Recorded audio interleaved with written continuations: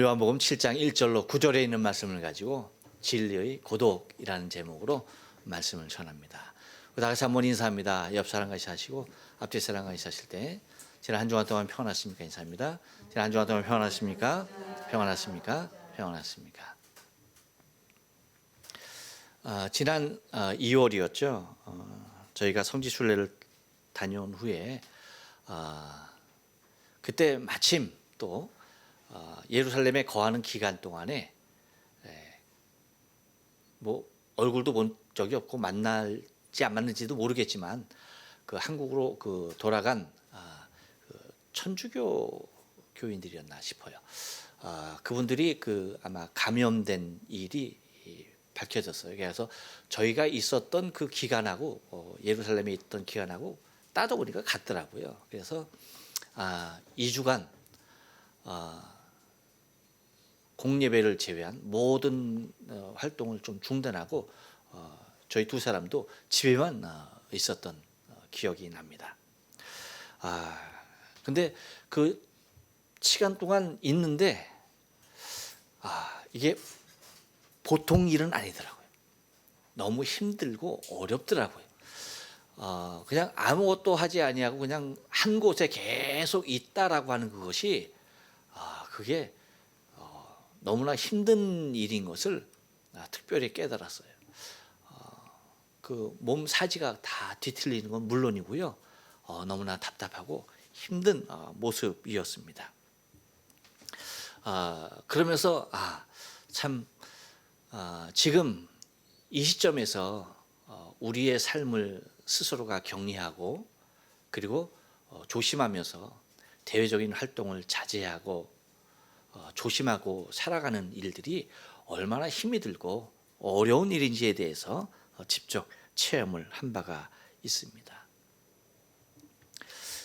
그러면서 좀 더 깊게 생각이 되더라고요. 뭐냐 하면 이제 자가격리돼서 2주간 특별한 시설에, 근데 일본도 마찬가지죠. 뭐 공항이 되었든지, 그렇죠? 박스 침대가 되었든지, 아니면 뭐 무슨 호텔이죠? 아파에서 바뀌었죠. 토요코인이 됐든지 어디가 됐든지 하여튼 그렇게 격리되어서 그 장소에만 머물러 있는 사람들에게 있어서 그 힘든 일을 한번 생각하게 됩니다. 너무나 어려운 일이 아닐까 생각이 됩니다. 어떤 생각이야 안 들겠습니까? 그렇죠? 혹시 내가 감염된 건 아닌가? 내가 또 감염되었다면 이것으로 내 생명이 끝나는 것은 아닌가? 여러 가지. 또 그만큼 혼자 있는 그 시간만큼 얼마나 고독감 가운데 사로잡히게 했습니까? 고독이라는 것은 다른 사람들과의 접촉 그리고 관계, 연락 없이 홀로 된 상태를 일반적으로 나타내는 말이죠.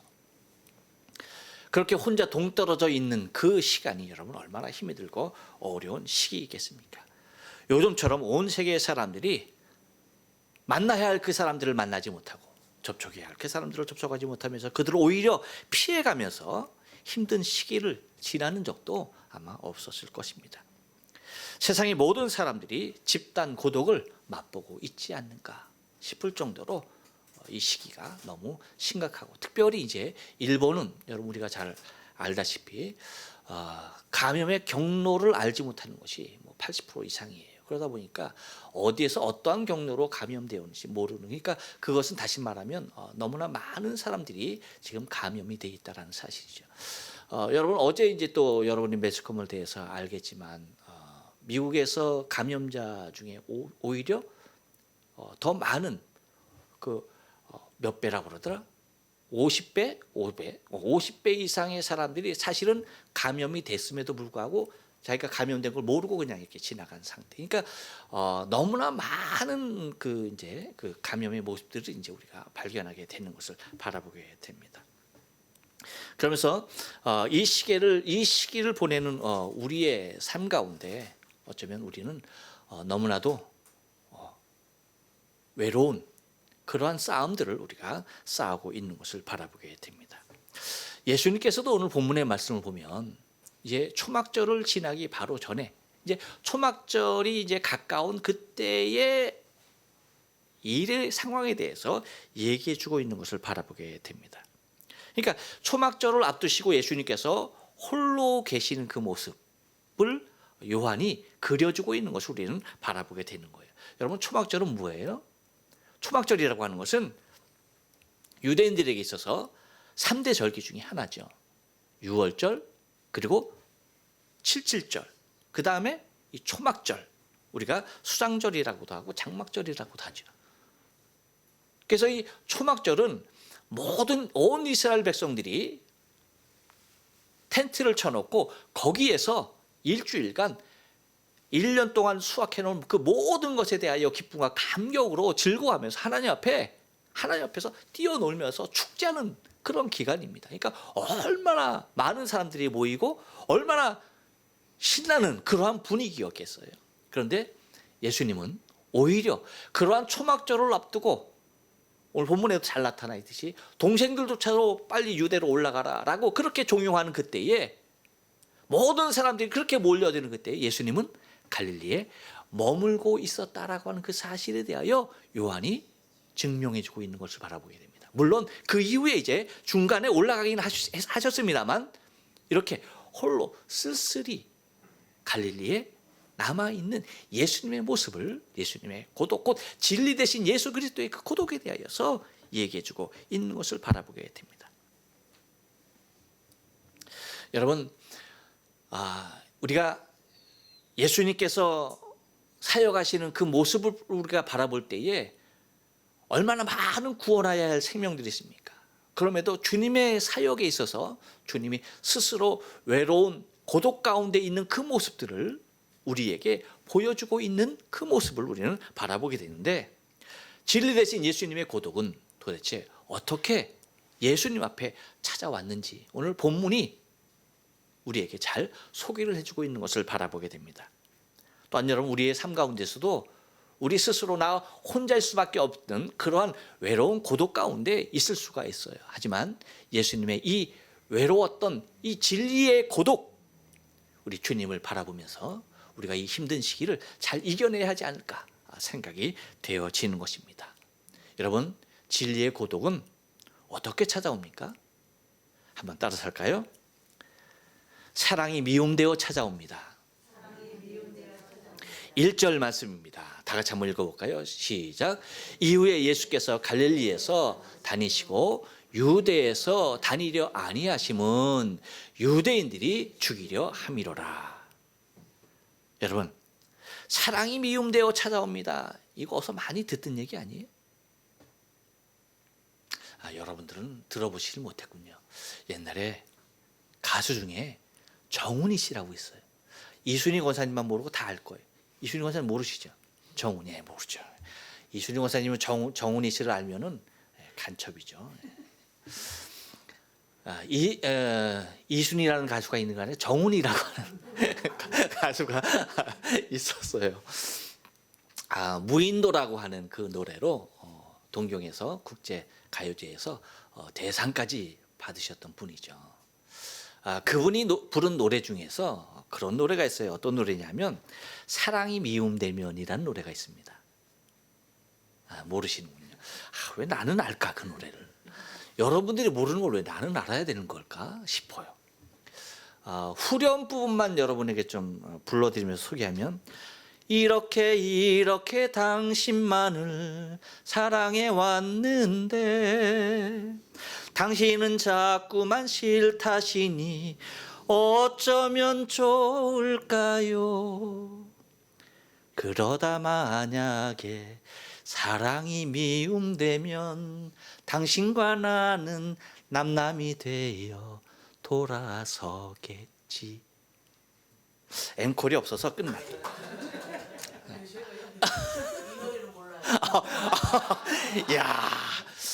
정백 교사님이 이 노래를 모른다? 야, 희한하네. 이 노래를 몰라요? 나가 하는 노래를 몰라? 그렇군요. 이야, 그래요. 참. 예, 여러분, 이게 바로 이제 사랑이 미움되는 거예요. 여러분, 오늘 1절 말씀에 뭐라고 얘기하고 있습니까? 첫 단어가 뭐예요? 이후에라고. 이후에. 어떤 후회를 얘기하는 거 알고 있을까요? 이후에가 다른 것 아니죠. 오병이어로 많은 사람들이 예수를 쫓는 기대감을 갖고 다시 예수님 앞에 찾아오죠. 그렇죠? 그리고 또 다른 자신의 만족을 예수를 통하여서 얻으려고 하는 무리들이 더 많이 모인 겁니다. 그 무리의 의도를 주님께서 아시고 그들의 의도대로 주님은 움직이시지 아니하시죠. 오히려 그들의 의도대로 되지 아니하는 모습들을 그 군중들이 바라보면서 예수를 떠나게 되고 예수를 사랑하고 예수를 기대했던 그 마음들이 변하게 되어지는 것이죠. 떠날 땐 여러분 사랑하는 마음으로 떠나요? 내가 당신을 사랑하니까 나는 당신을 떠날 수밖에 없어. 여러분 그런 모습으로 예수님을 떠난 겁니까? 아니죠. 자신의 기대치가 예수를 통해서 이루어지지 않는 그 모습을 바라보면서 이제 사랑이 오히려 미움되어서 노골적으로 반대파를 형성하고 종교 지도자들이 예수를 잡아 죽이려고 하는 그 모습 가운데 그들도 한 손을 들면서 그들과 합세하게 되어지는 그런 일들이 일어나게 되는 것이죠. 결국은 뭐예요? 모든 백성이 예수를 십자가에 어떻게 하라? 못 박으라고 외치는 그 지경에 이르는 그 모습, 그 단계. 결과적으로는 거기에까지 이르지만 바로 그러한 사람들이 많아지는 모습으로서 예수를 사랑했던 그 마음들이 변하여서 오히려 미움이 되고 그것이 커져서 증오가 되고 오히려 그것을 통하여서 예수를 죽이려고 하는 그런 모습들이 생겨났다는 것입니다. 여러분, 미움이라는 것은요, 나를 모르는 사람으로부터 오는 것이 절대 아닙니다. 나를 잘 아는 사람이 나를 미워하게 되는 것이고 이 미움이 커지면 죽이고 싶은 마음까지도 드는 것이 되는 것입니다. 바로 진리의 고독은요, 모르는 자들을 통해서 오는 것이 결코 아니었어요. 여러분, 예수를 판 사람이 예수를 모르는 사람이었습니까? 아니죠. 예수님의 제자였던 것입니다. 사랑이 변질될 때에, 사랑이 미움될 때에 진리의 고독이 자리하게 되는 것입니다. 여러분, 우리가 기억해야 할 것이 있어요. 그것은 뭐냐면 진리는 내가 바라는 것이 되는 것이 아니에요. 무슨 얘기입니까? 진리가 바라는 내가 되어야 하는 것이지 내가 바라는 것이 진리가 되어서는 안 된다는 거예요. 근데 여러분 얼마나 많은 사람들이 자기가 원하는 모습의 진리로 남아있기를 얼마나 원해요. 그렇죠? 내가 바라는 것이 진리가 될 때에 여러분 변질이 거기에서 오는 거예요. 따라서 사랑이 미움으로 둔갑해버리는 이유가 다른 데 있지 않아요. 진리가 바라는 내가 돼야 되는데 진리에게 나 자신의 욕구를 바라고 있다는 겁니다. 이렇게 될 때에 우리의 신앙은요 병들게 되고 마지막에는 예수를 향해서 진리를 향해서 십자가에 못 박으라고 외칠 수밖에 없어지는 것입니다. 진리의 고독이라고 하는 것은 절대 사랑하는 자들로 통하여서 그것이 변하여 미움이 될 때에 주님은 혼자 되어지는 그 모습을 바라보고 있었던 것입니다. 또 하나 여러분 진리의 고독은 어떻게 찾아옵니까? 한 번 더 따라서 합니다. 가장 가까운 사람들에게서 찾아옵니다. 예, 3절 말씀입니다. 다 같이 한번 읽어볼까요? 시작. 그 형제들이 예수께 이르되 당신의 행하는 일을 제자들도 보게 여기를 떠나 유대로 가소서. 코로나의 위험이 있음에도 지난 4월 15일이었죠. 대한민국에서는 제21대 국회의원 총선거가 있었습니다. 여러분, 선거를 통하여서 바라는 것이 뭘까요? 그것은 다른 것이 아니죠. 더 나은 대한민국의 미래를 원하는 것입니다. 그렇죠? 그리고 국가와 국민을 위하여서 일할 수 있는 후보자를 내세움으로 말미암아서 그들이 온전한 정치를 통하여서 국민의 삶의 질과 나라의 위상들이 높아지고 더 나아가 온 인류에 더 큰 영향력, 힘을 발휘할 수 있는, 그렇죠? 그런 모습에 원하여서 우리는 후보에게 투표를 하고 선거를 하는 것입니다. 그런데 여러분, 꼭 이런 곳에 자신의 유명세와 자신의 영달을 위한 목적으로 특정 후보를 이용하는 사람과 무리들이 있다는 사실을 우리는 참 안타까운 모습으로 바라볼 수밖에 없다는 것이에요. 이유가 뭘까요? 다른 것 아니죠. 자신의 유명세를 위해서, 그리고 자신의 이권을 위해서 이러한 행위들을 부추기고 나가는 모습들을 우리는 바라보게 된다는 것입니다. 얼마나 안타까운 일인지 모르죠. 여러분, 이러한 사람들은 21대 총선에만 있던 것이 아닙니다.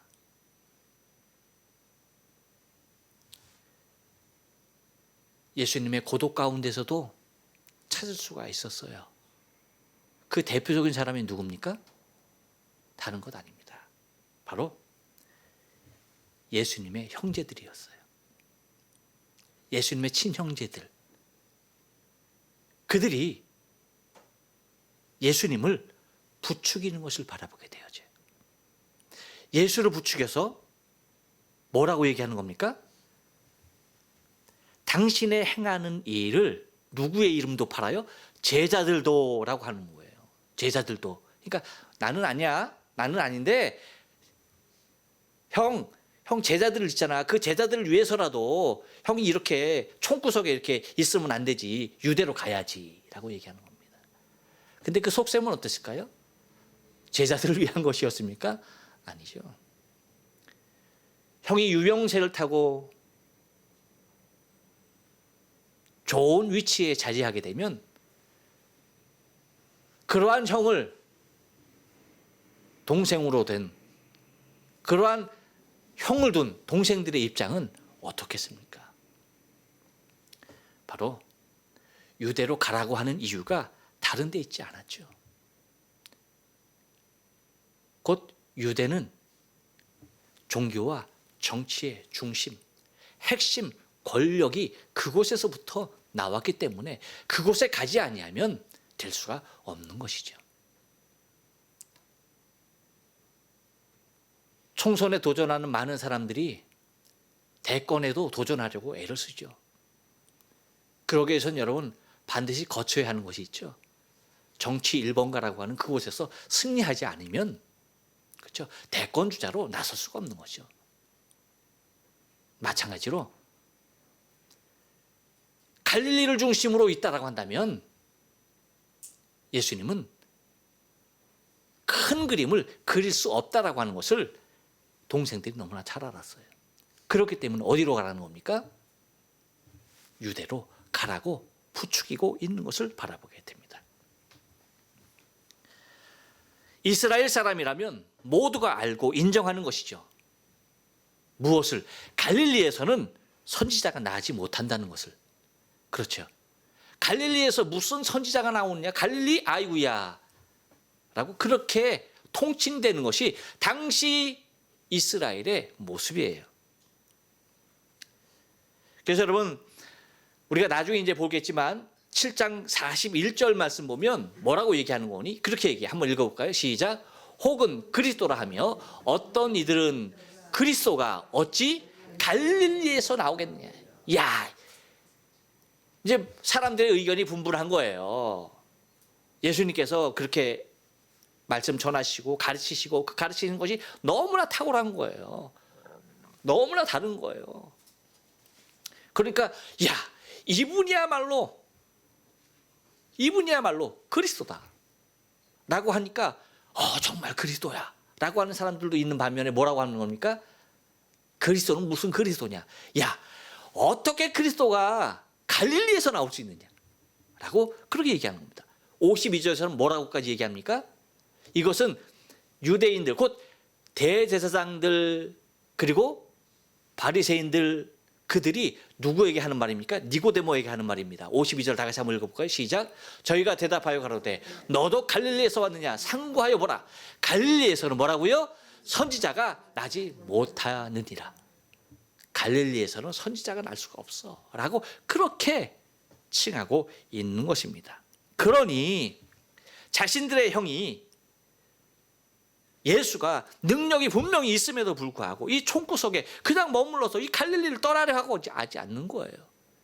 그러니까 안달이 난 거죠. 여러분, 이러한 차원에서 볼 때에 동생들뿐만 아니라 예수를 아는 모든 사람들이 예수가 권력의 중앙에 서 있는 정치적인 인물로 나서주기를 원했던 것이 대부분의 사람들의 모습이었던 것입니다. 여러분, 이러한 모습에서 우리가 기억할 것이 있어요. 그것은 뭐냐면 우리의 신앙은요, 예수께 가까이 하면 가까이 할수록 세상의 만족을 위한 수단으로서 우리의 신앙이 전락해서는 안 된다는 겁니다. 절대 예수가 세상에서 나 자신을 드러내기 위한 모습으로 이용돼서는 안 된다는 거예요.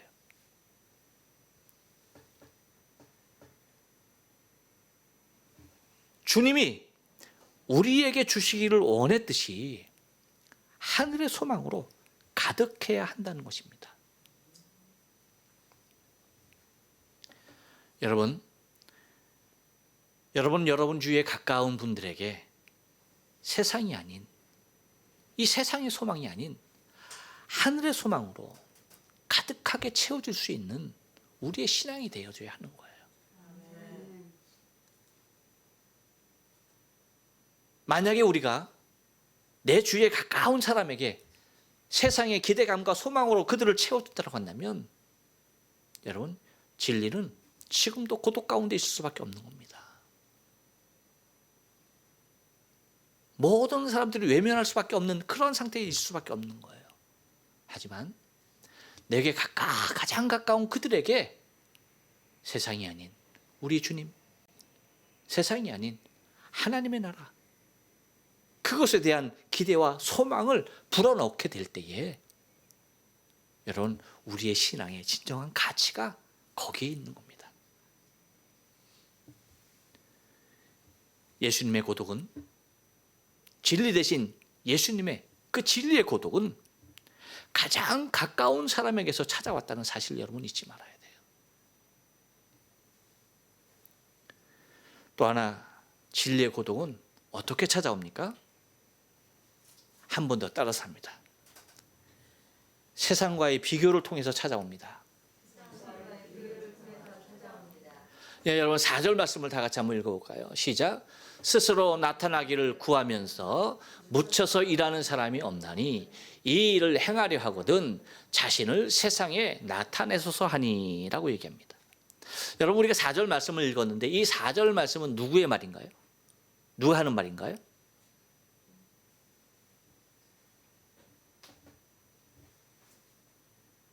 동생들의 말이죠. 동생들의 말이 곧 예수가 이러한 모습으로 되기를 원한다라고 하는 거예요. 그런데 여러분, 이 4절 말씀은 정말 예수님께서 원하시는 일이었을까요? 예수님께서 원하는 일이 아니었습니다.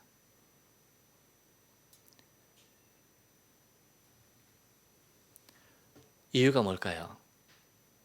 모든 사람들은 세상이 알아주기를 원하는 것이 사람들의 모습이에요. 그런 사람이 되길 원해요. 많은 사람들이 알아주고 세상이 인정해주는 그러한 사람이 되길 원해요. 세상에 영향력이 있는 자리에 있는 사람이 되길 원해요. 예수님의 동생들의 말과 같이 자신을 세상에 나타내소서. 자신을 세상에 나타내소서. 이렇게 바라고 있는 것이 세상 사람들의 보편적인 모습이라는 거예요. 왜 예수님의 동생들이 예수님에게 자신을 세상에 나타내십시오. 형을 세상에 드러내 빨리 라고 그렇게 얘기했을까요? 이유는 다른 데 있지 않습니다. 형을 등에 업고 자신들이 세상에 나타나길 원했던 것이죠. 여러분, 우리가 기억해야 할 것은 진리는 세상 가운데 나타나기를 원하는 것이 결코 아닙니다. 많은 사람들이 착각해요. 진리는 세상 가운데 나타나야 된다고 그렇게 생각해요. 아닙니다. 진리는 세상 가운데 나타나기를 원하는 것이 아니에요. 세상이 진리 안에 들어오기를 원하는 거죠.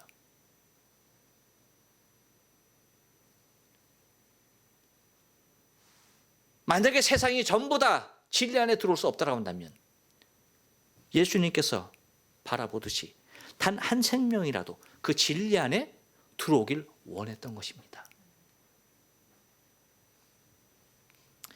우리는 지난 시간에 예수님의 사역의 전환점에 대해서 말씀을 드렸어요. 군중 사역에서 어떻게 바뀌었습니까? 특정의 그룹과 개인 전도를 주력으로 예수님의 사역이 바뀌는 것을 바라보게 되어요. 이것에 대하여 여러분에게 말씀을 드렸습니다. 이유가 무엇이었을까요?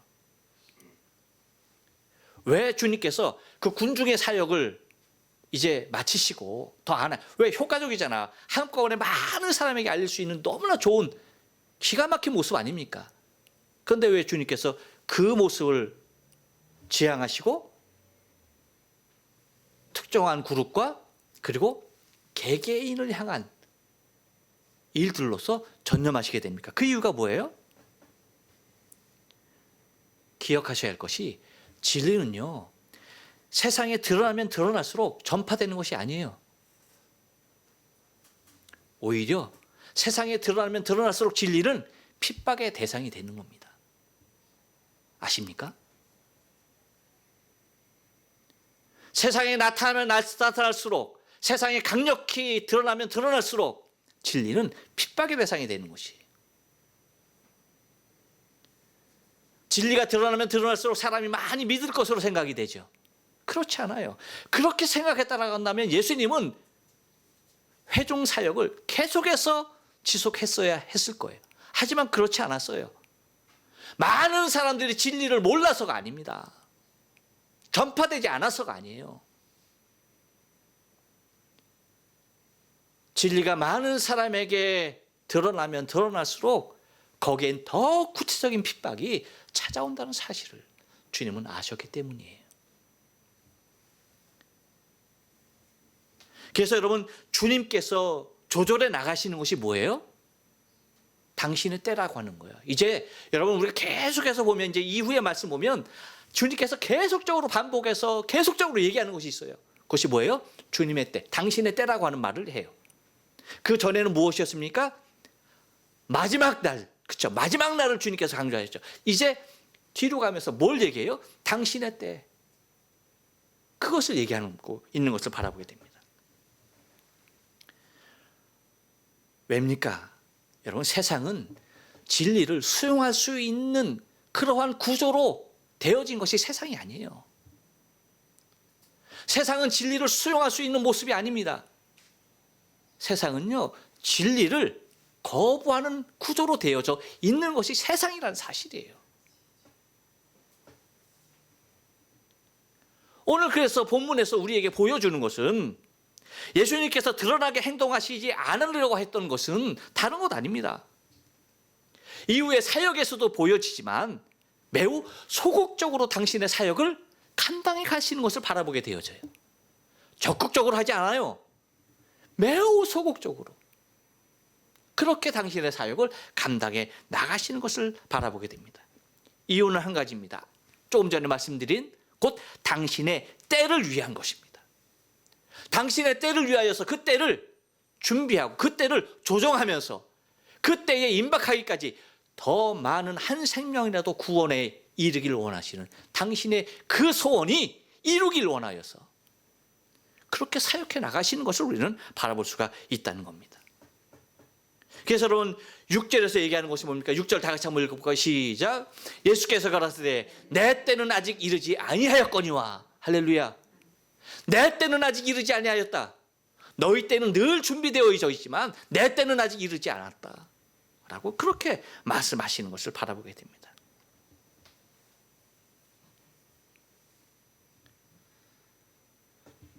여러분, 우리 신앙에 가장 큰 위험이 무엇인지 아십니까? 그것은 다른 것 아닙니다. 세상과의 비교입니다.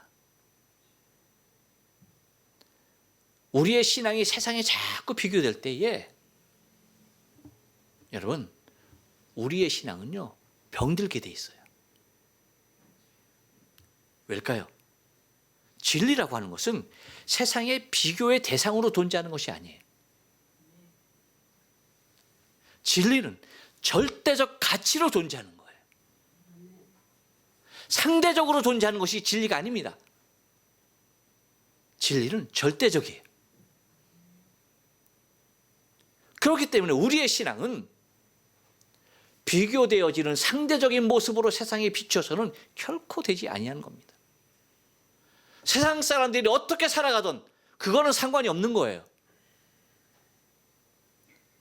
세상 사람들이 어떤 사고를 가지고 살아가든 그것은 우리와 아무런 상관이 없는 것입니다.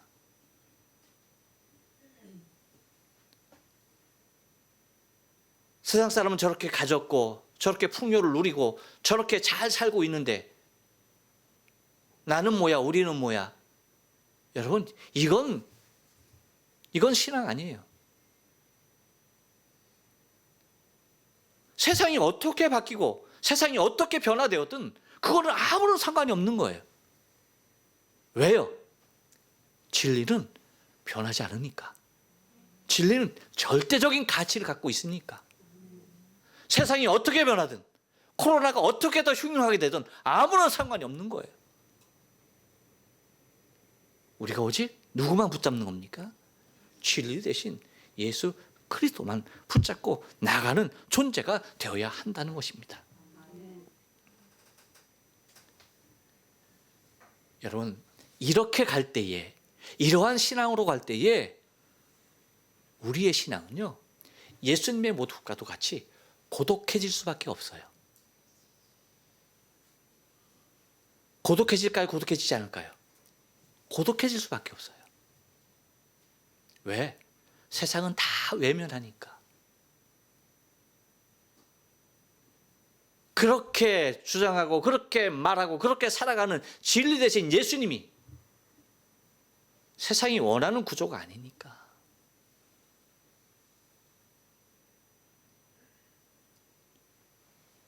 너무나 고독한 모습에 사로잡힐 수밖에 없는 것입니다. 이것이 여러분 우리가 마지막 때에 우리의 신앙의 모습을 이미 예수님께서 당신의 사역 중에 나타내 보여주신 것입니다. 진리의 고독을 통해서, 당신의 고독을 통해서 우리의 신앙, 마지막 때를 살아가는 우리의 신앙조차도 이렇게 철저하게 홀로 되고 철저하게 고독해질 수밖에 없는 모습의 삶이, 신앙이 마지막 때에 우리의 신앙인 것을 예수님께서 당신이 직접 우리에게 조명해 주셨다는 사실 여러분 잊지 마시고요. 진리의 고독이 어떻게 오는지 여러분 다시 한번 기억하시길 바랍니다. 진리의 고독은요 사랑이 미움됨을 통하여서 찾아옵니다. 진리의 고독은 가장 가까운 사람들을 통해서 찾아옵니다. 진리의 고독은 세상과 비교를 통해서 찾아오게 된다는 사실 여러분 잊지 마시고요. 마지막 때에 주님과도 같이 진리의 그 고독의 외로운 길을, 우리의 신앙의 그 마지막 길을 아름답게 주와 동행하는 우리 신앙의 삶이 되어져야 할 줄로 믿습니다. 기도하십니다.